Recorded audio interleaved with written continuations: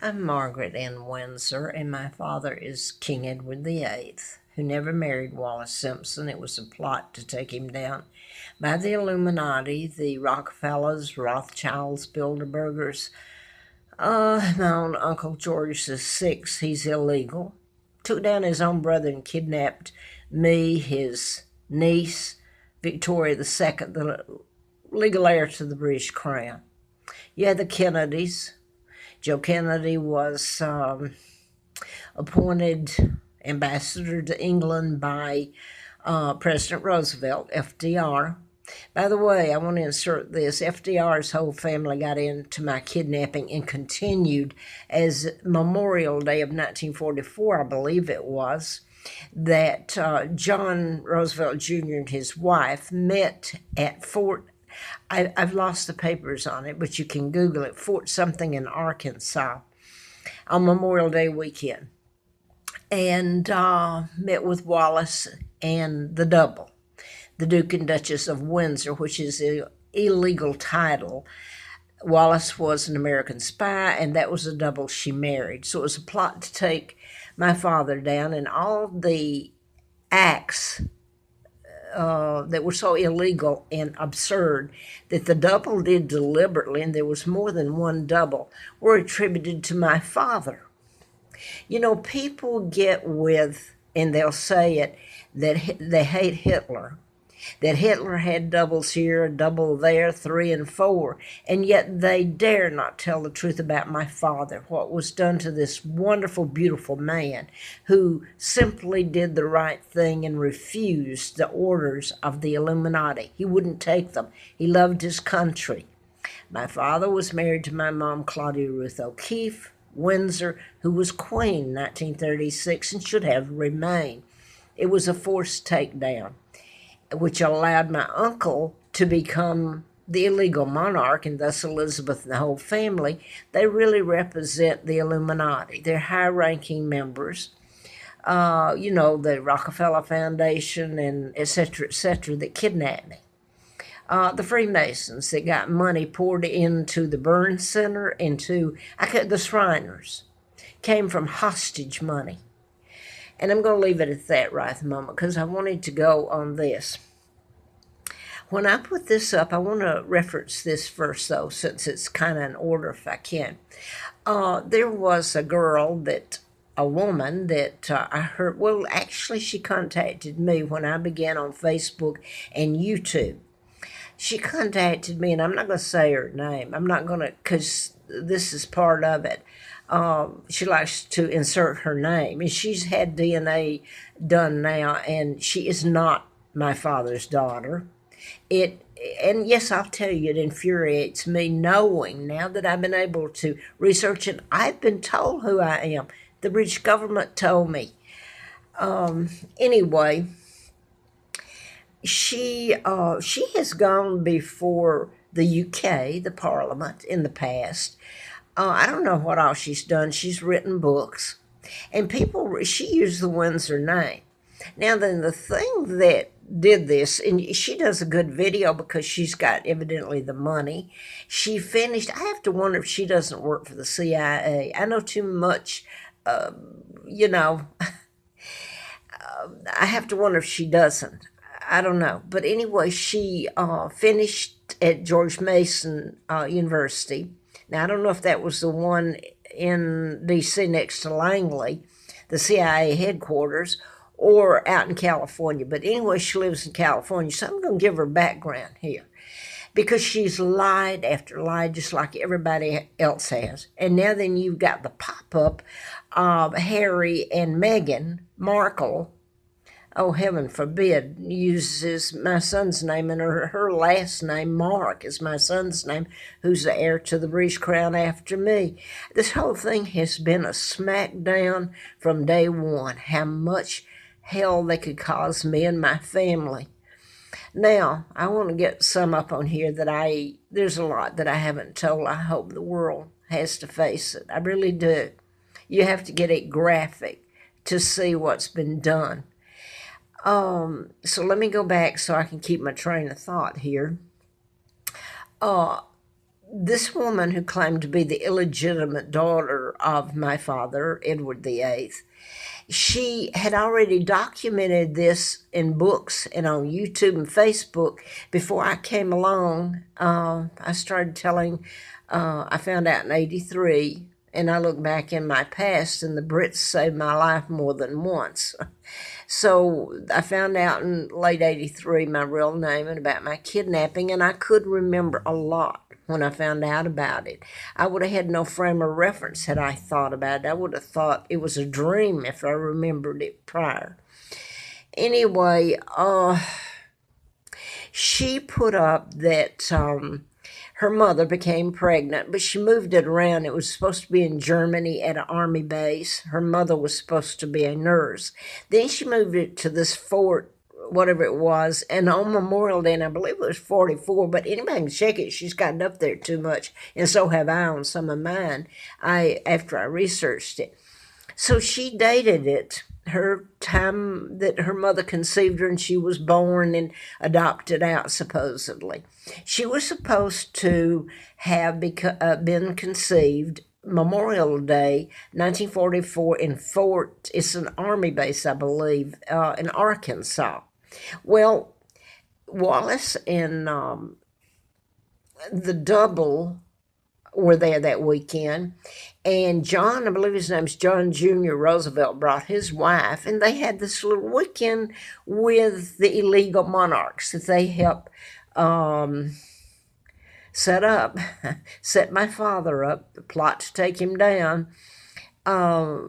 Roosevelt appointed Joe Kennedy ambassador to England in 36, and that was helping in the takedown of my father with the Rockefellers, Rothschilds, the Illuminati.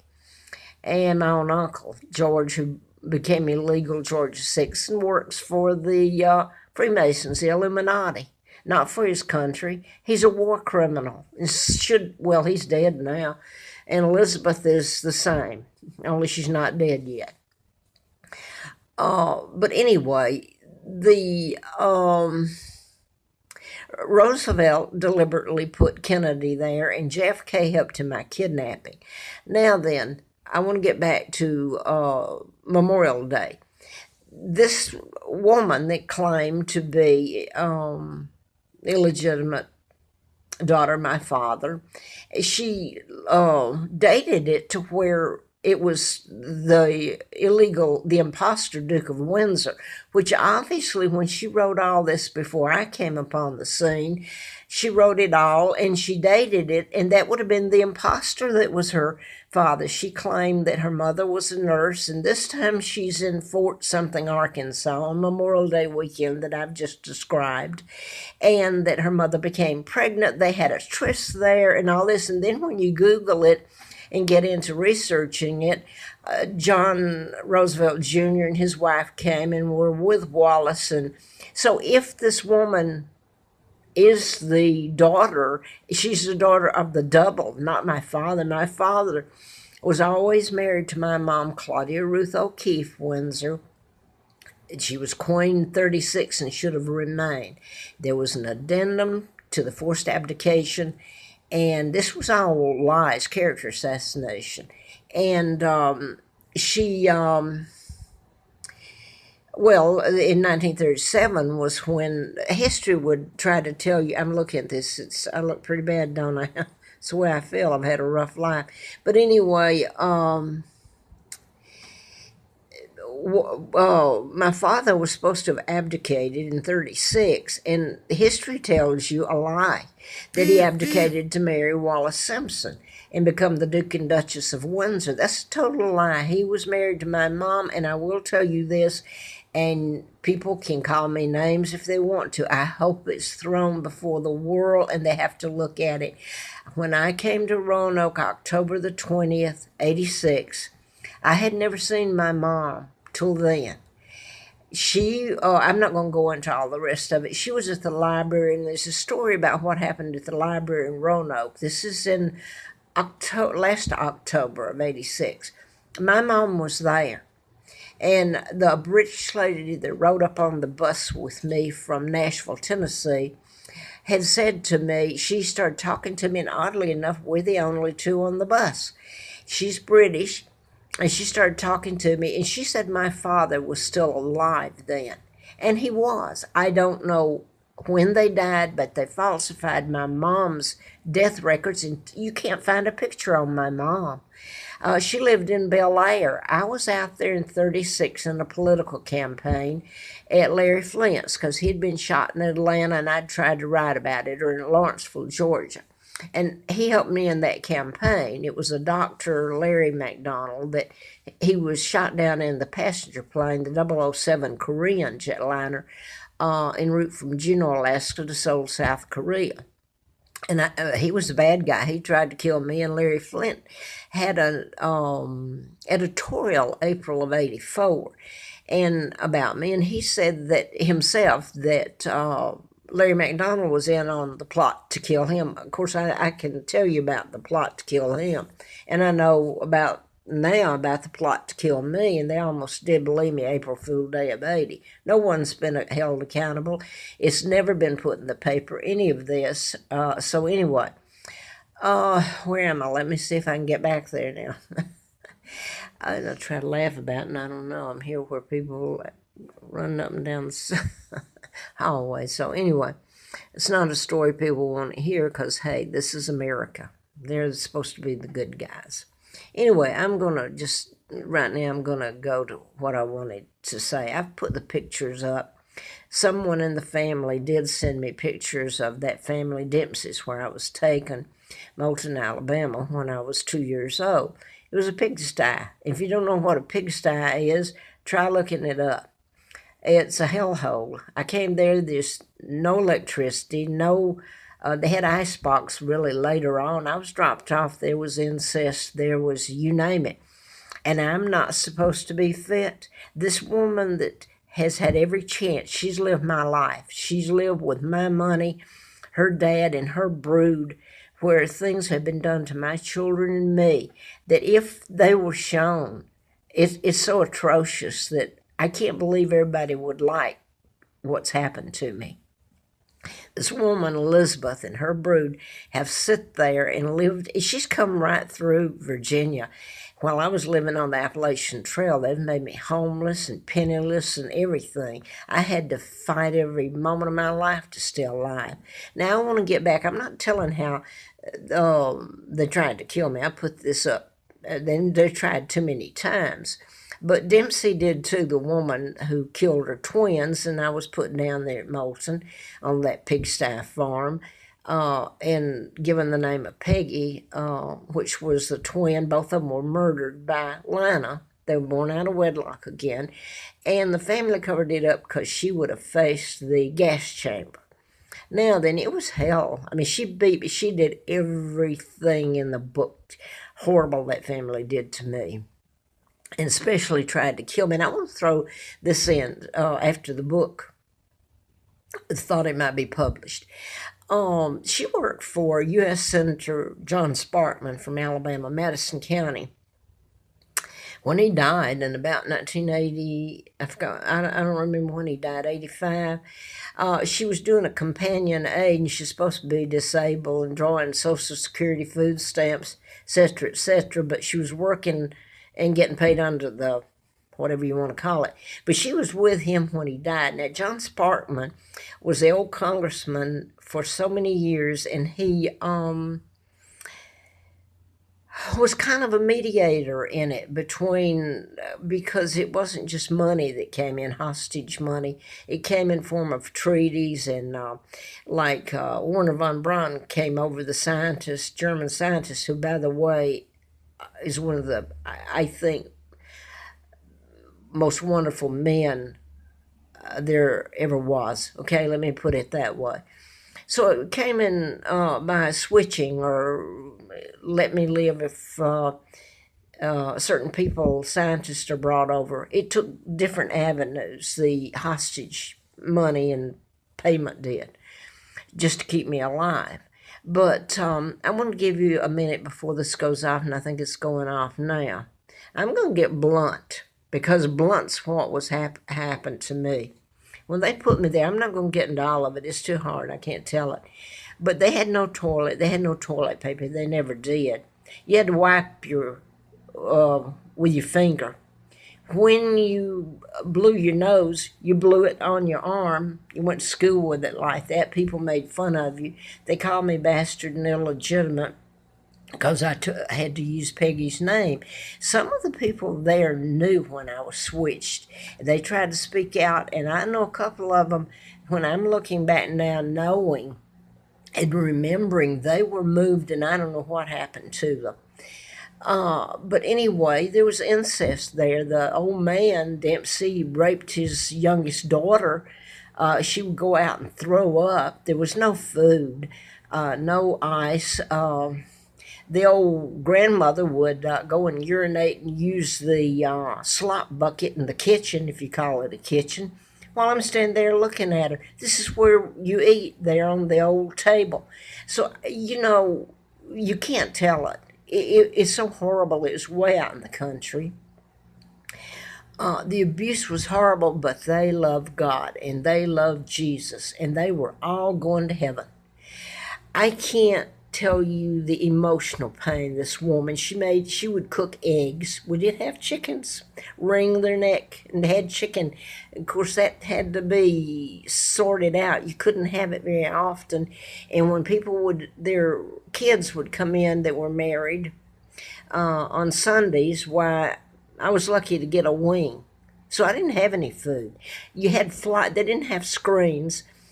So the flies would come in, and if they got in your milk that was taken right from the cow, okay, you had to drink it. You were forced to drink it. I'm not going to go any further because if I had a dress or panties, they made it out of flour sacks. And people would pull the slip or undergarment down for it to be mean. If I was riding the bus or wherever, pull it down and say, "Where'd you buy this?"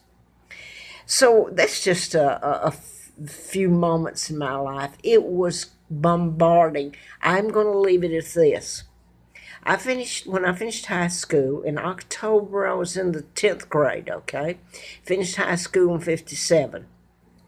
I worked and made the living for Dempsey, and I love Philip, so I don't care. I loved him, and I'm not going to go again and say how it was his name. He was placed there in about 1944 after me in 41, and I think he's a beautiful person. He became, in law enforcement, one of the larger agencies, so he had a pretty good life, but I didn't want him to hurt.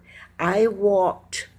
And I picked cotton. Oh, give me a break. I have been in the field with no food in the hot sun and pulling a cotton sack that weighed a ton and drinking water out of a jug that I won't say that, not 50, but maybe 20 people drank out of.